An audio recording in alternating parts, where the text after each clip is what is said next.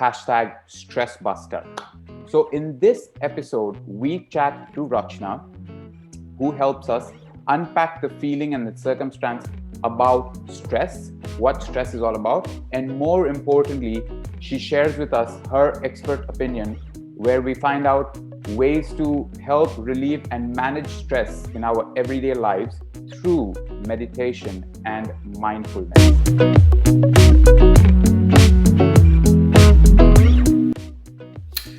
Hello, greetings, and welcome to another happy and beautiful, joyful episode of Humans on Happiness, a series aimed to understand the hacks and habits of happiness from happy humans around you, me, everywhere, and how they keep themselves happy in their everyday, regular lives. You could be a happy human as well. All you need to do is get in touch with us at the email address down here, info@cultureofhappiness.com.au, and we would love to feature you as a happy human. The only requirement is for you to have made happiness as a choice of your life.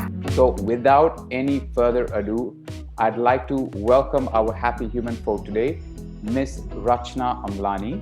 A big welcome and thank you for joining us. Thank you so much for having me. I'm really excited for this. And thanks everyone who's tuning in. We're more than happy to have you. Rachana happens to be a qualified yoga and meditation teacher as well as a Reiki practitioner. She also has founded her own venture called Holding Space Kenya, which provides a space to move, meditate, and energize. And she's creative as well. So she's also been a radio presenter in the UK and amongst many other creative fronts.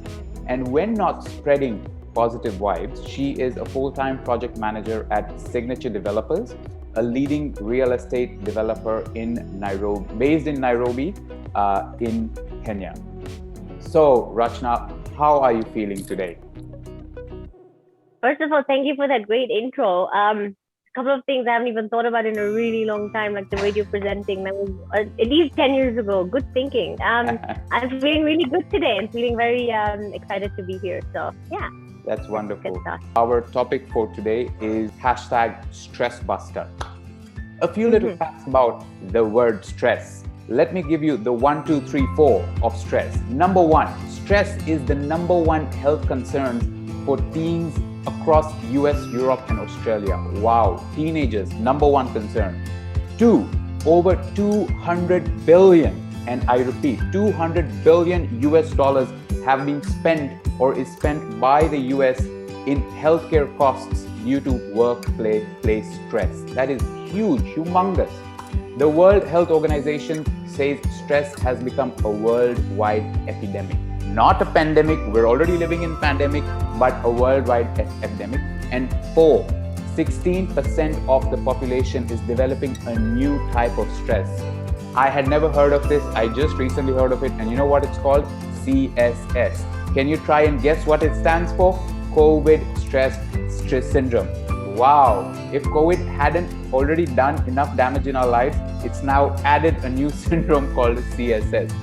So what is this stress? Stress, as a concept, was introduced to the modern day physiology in the late 1930s, not very, very far away. So yeah, it was introduced in 1930s by what is known as the father of stress, a Canadian called Hans Selye. I'm not sure if I'm pronouncing that right. A Canadian, Hans Selye, and he defined it as a non-specific response of the organism to any pressure or demand. Wow. Stress is surely growing around us and seems to have become popular.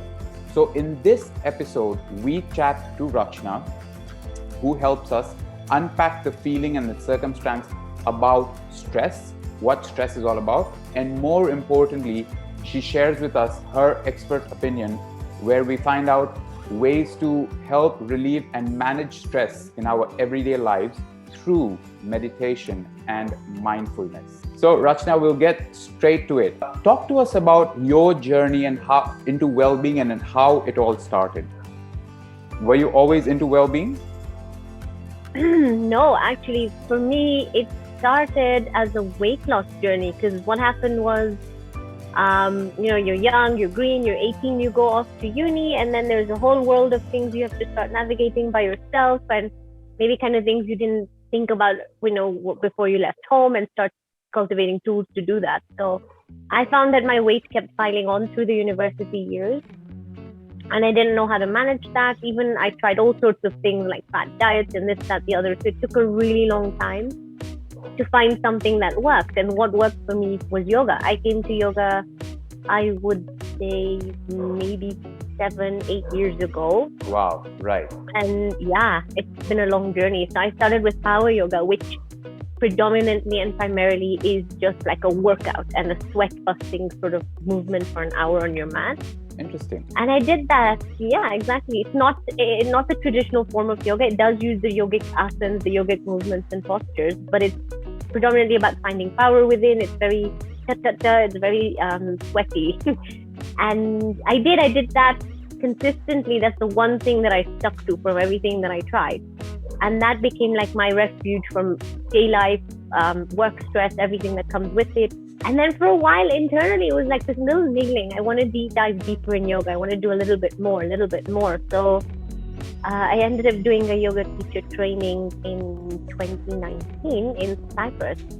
And coincidentally, just before that, I'd actually done my Reiki training. I love how it just snowballs and it just comes about serendipitously.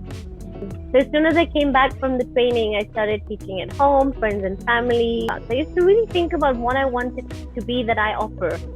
Because you hear so many yoga teachers, I'll help you with weight loss, I'll help you be the best person you've ever been. But that's not what I wanted, because I'm not that person for you. You are that person for yourself.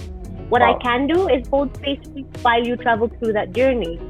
That's really literally how the name came about. Which sounded so joyful and authentic, the way you came into it. The best part I liked it was a personal pain point that kind of triggered you into it, just not a nice thing you got excited by. And so that makes the journey more real to you, because it is something that you wanted to solve for yourself. And that is how you embarked on the journey. That's absolutely wonderful. Tell us, how would you describe the feeling of being stressed? Humans in general are wired to adapt well to stress.